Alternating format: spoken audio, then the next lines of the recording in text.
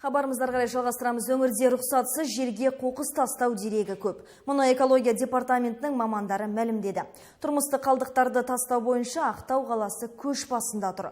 Арнайы мекемелердің жүргізілген космостық түсірілімі нәтижесінде Маңғыстау облысы бойынша 151 жерде рұқсатсыз жатқан тұрмыстық қалдықтар анықталды. Ақтау қаласында 58 жер, Мұнайлы ауданында 34 жер, Түпқараған ауданында 40 жерде қалдықтар табылса, 19 жеке және заңды тұлғаларға қатысты әкімшілік іс қозғалды.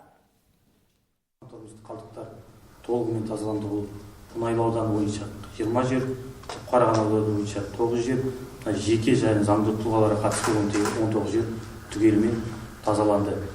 Енді бұл жұмыстар орналасу департамент бақылауында қалдықтар түпкілікті жойылатын болады. Өйткені сол жергілікті атқарушы органмен жатқан жерлерде оларда басты қызығушылық танытып отыр.